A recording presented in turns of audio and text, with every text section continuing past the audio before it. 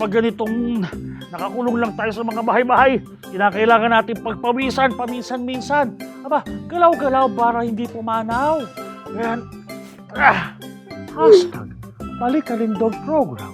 Ha? Oh, ipiplex ko lang tong muscles ko ha, na ilang buwan kong pinaghirapan. Ay, mga ihos at ihas, siguro'y nagtataka kayo kung saan ko nakuha yung pagpe-flex-flex na yan. Aba, na-impluwensahan ako ng mga pick-pack videos ni Jingjing. Abay, napanood mo na ba?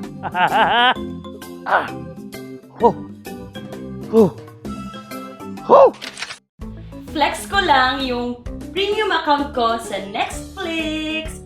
Ayoko kasi mapag-iwanan sa mga favorite kong series.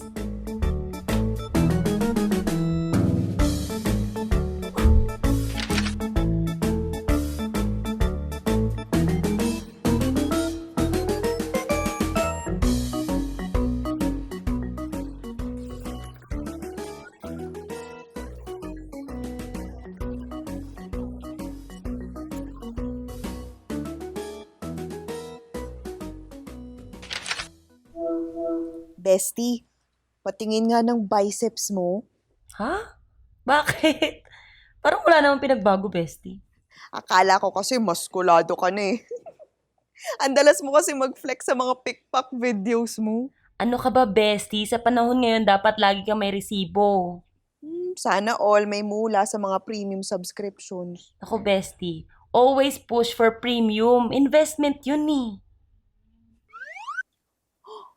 OMG, Bestie. Nakita mo na ba to? Virtual concert ng Ken & Ken? OMG, bestie, hindi natin ito pwedeng palagpasin. Uy, hindi talaga. Okay lang na pinalampas natin si Justin Bieber, pero itong Ken & Ken, no! Drop everything! Yes, bestie. Drop everything. Ayan o, sabi sa poster. Exclusive once-in-a-lifetime concert! OMG, bestie, we need to be part of that. This is history! I know! Magkano kaya ticket? OMG, Bestie. 8,888 ang very VIP. Diyan tayo, bestie, sa very VIP. Ken & Ken Virtual Concert, here we come! Gwyneth, ha? Tigil-tigilan mo ako sa kaka-virtual concert na yan. Halos 9,000 para lang marinig mo silang kumanta. Kakantahan na lang kita. Nay naman. Super fan kaya kami ni Jingjing ng Ken & Ken. Ang loser namin kung wala kami dun sa concert. Eh, wala nga tayong pambili ng very VIP ticket na yan. Kita mo nga, oh. Nagkanda sunog-sunog ng balat ko sa kakala ko ng fake sushi na to. Kung tulungan mo na lang kaya ako sa pag-resell. Iniiba nyo naman yung usapan na eh. Sige na, Nay. Reward nyo na lang to sa akin ni Tatay. Sige na. May reward ka? Because? Because wala akong bagsak sa midterms namin. Anak, pagpatuloy mo na lang yung pag-aaral mo ng mabuti.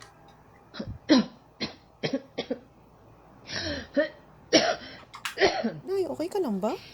Ilang araw na yung ubo mo ah. Natutuyan kasi ako anak ng pawis sa pagde-deliver.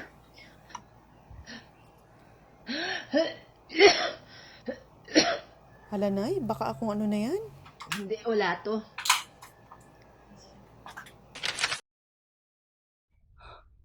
My God! Yung puso ko! Ken & Ken, mahal na mahal ko kayo! Best band sa Philippine history! Woo!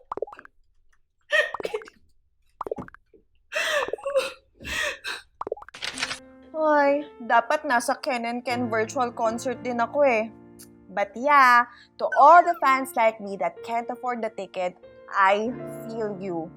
Heart nyo tong story ko kung kuripot din ng nanay nyo.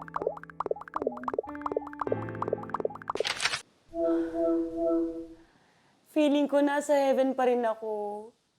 Nakakakilabot ang boses ng Ken and Ken. Ang daming feels. Ang dami ko ring inggit, bestie. Tumigil ka na, please. Gwyneth, huwag ka na mag-bad trip. Gusto mo, kantahan na lang kita. Mas magaling pa ako kumanta sa Ken and Ken na yun, sus. Excuse me? Wala na mas gagaling pa sa kanila, no? Okay. Sorry. Gwyneth, okay lang na hindi ka gumastos.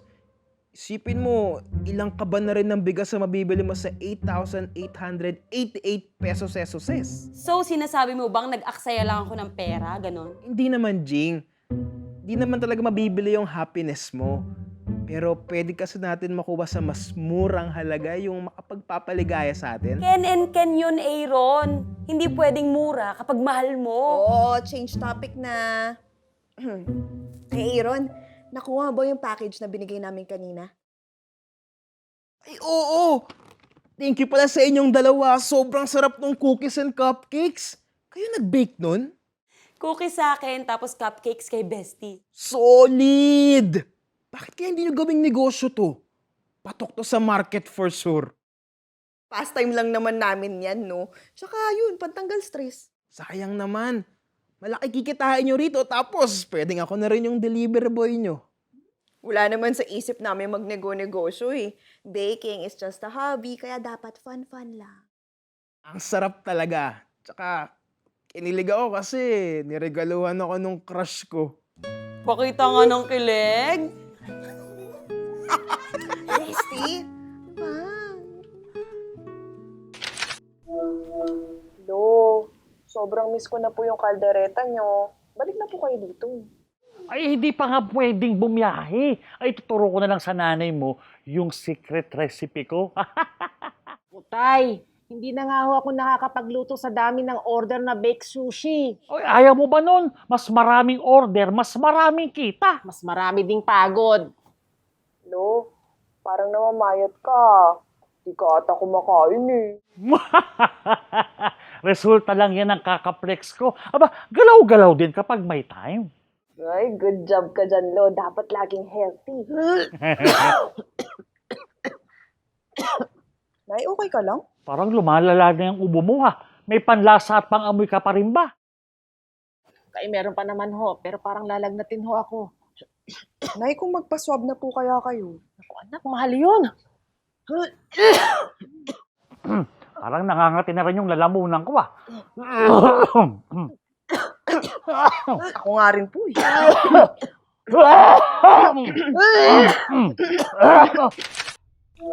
Baka naman allergies lang, kaya ordinaryong ubo. Sana nga, bestie. Nag-worry lang ako, baka magkahawaan sila ni tatay. Ay, so dapat magpaswab na nga talaga. Kaya nga eh. Alam mo, nag-start na kami ng donation drive ng mga kumari ni nanay. Di na ako nahiyang mag-ask ng help. Okay lang yun, kaya nga sila magkukumari. Ay, wait lang bestie ha, magdodonate din ako. Thank you. Hala, bakit walang balance yung card ko? Shucks, payment nga pala ngayon ng Netflix at saka ng Spotify. Okay lang yan, bestie, kung gipit ka ngayon. Ay, hindi bestie, meron yan, wait lang ah. Ayan, ito. Bestie, 200 pesos lang. Pasensya ka na, ito lang nakayanan ha. Bestie. Ay, bestie, nagloloko na naman ata tong router namin.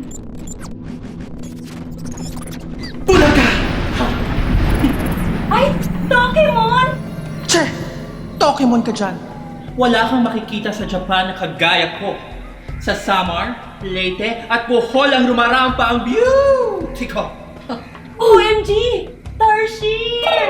OMG, ngayon lang ako nakakita ng Tarsier. Alam mo, smile ka please. Para selfie tayo. Yan. 1, 2, 3. Paano ka nga pala napadpad dito? May nag-smuggle ba sa'yo? Walang smuggling na naman. Sinadya talaga kita dahil wait ko na carry talaga ang pagtatapon mo ng Andalus. Ha? Di naman ako nag-box sa'yo ng pera. Oh, mamatay? Anong tingin mo sa mga premium accounts mo kung saan-saan? Hindi mo naman lagi ginagamit. Need pa yon o want? Need o want? want! Pero dun ako masaya. Ay, wala namang pumipigil sa kaligayahan mo, Mars. Pero dapat pigilin mo ang iyong inggit at takot na mapag-iwanan ng iba. Eh syempre, kailangan ko makipagsabayan sa kanila. Sino may sabi, Mars? Yung mga commercials at advertisements na nakikita mo? Mars.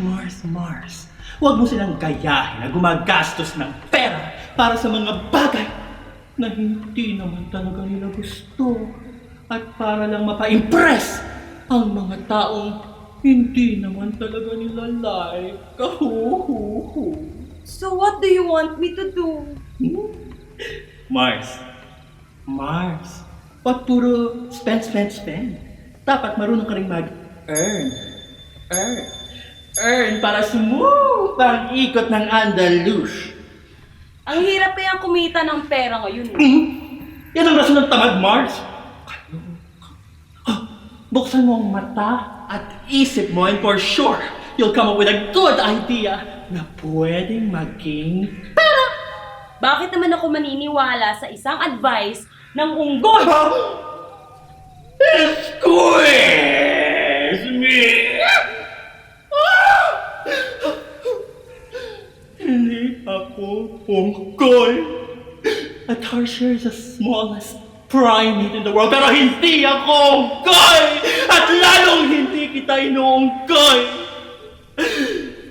Char lang. Use your head, Mars. Paano ka ba kikita habang nag-e-enjoy ka? Huh?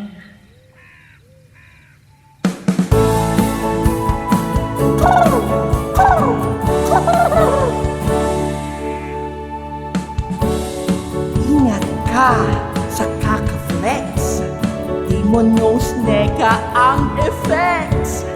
Ang peer pressure ng iyong words kung minsa'y nakakalurk. Carry lang mamaluktot. Kung mega short ang kumot para may cash na mahugot. Sa business, wag na wag kang mauot-ot. Inchendes.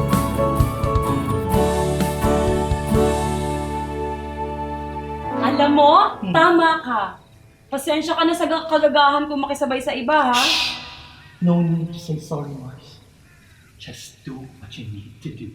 Work. Work, work, work. Work. Work, work. Work. Work. Work. Work, work. Work. Tita, okay na po ba ang pakiramdam nyo? Oo, Jing. Salamat kay Lord at negative ang swab test ko. Thank you nga pala sa inyo ni Aaron sa tulong nyo. Ay, maliit na bagay, Mommy. Tita. Blessing in disguise na nga rin po na nagipit kayo kasi kung hindi dahil doon, hindi magdenegosyo si Gwyneth. Well, thanks din sa pag-encourage mo sa amin ni Jing. Hindi na kami mahihiyang i-flex ang bestie cookies and cupcakes. Ako, marami na ang order ang mga kumari ko. Excited na akong matikman nila ang luto nyo. This is it na talaga, bestie. Entrepreneur na tayo. Maiba pala ako. May concert daw yung Ken and Ken. Nanood kayo? Pass na muna kami dyan ni Jing. Okay na kami sa online video, okay? Tama yan. Marami namang libreng mga pwedeng pag-enjoyan nyo. Bukas, maglaro kayo ng sungka o kaya palipad kayo ng saranggola. Uy, sali ako. Champion kaya ako sungka nung grade 2. Wala, sino nagsabing invited ka? Gino, sama lang. Bestie, oh. Feeling. Sorry, Nay.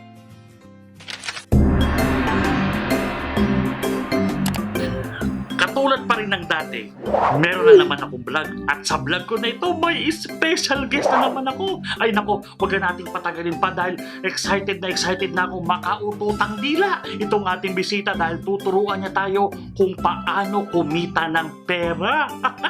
Mga iyos at ihas, i-welcome naman natin si Ginang Rose Fresh Fausto. Palakpakan! Hello! Kamusta po kayo? Ginang Rose?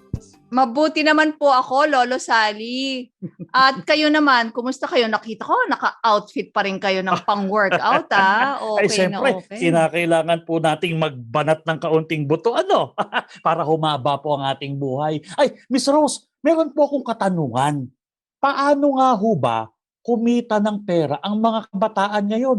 Lalo pa ngayong may pandemya. Ang ganda ng tanong mo, no? Napakaraming paraan para kumita ang mga kabataan. Pero siguro mainam para mas maklaro sa kanilang lahat, pati na rin sa mga magulang nila, ipag-usapan natin kung ano ba yung dalawang basic kinds of income. Paano ba? Ano ba itong mga ito? Meron kasi tayong tinatawag na active income at saka passive income. Yung active income, ito talaga yung kayod tayo para kumita. Para kung bawa, meron kang trabaho sa opisina, yan ang active income mo.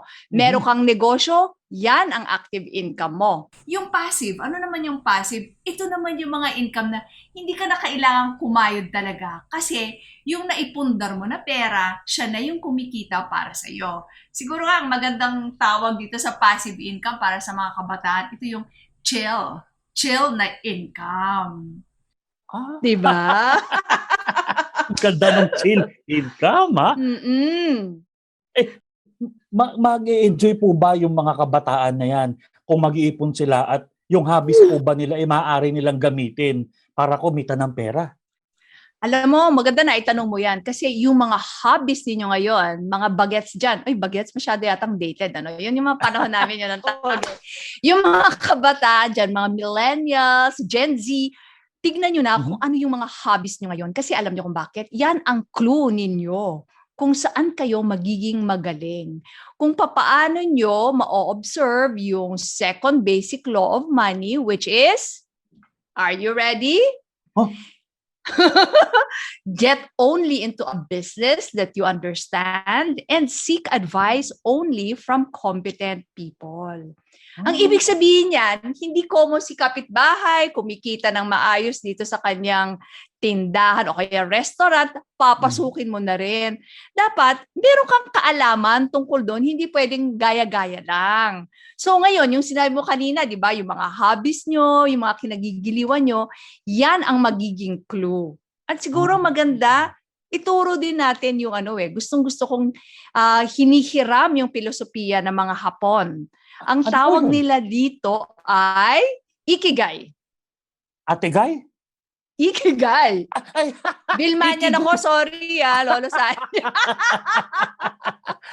pasensya na po. Medyo mahina na ang pandinig. O yan na, salitang Hapon, Ikigai. Ayan. Ano po ang ibig sabihin ng Ikigai? Okay, itong Ikigai, ito ang intersection ng apat na bagay. Isa-isahin natin, That which you are fond of, that which you are good at, that which the world needs from you, and that which you can get paid for. Oh, di ba?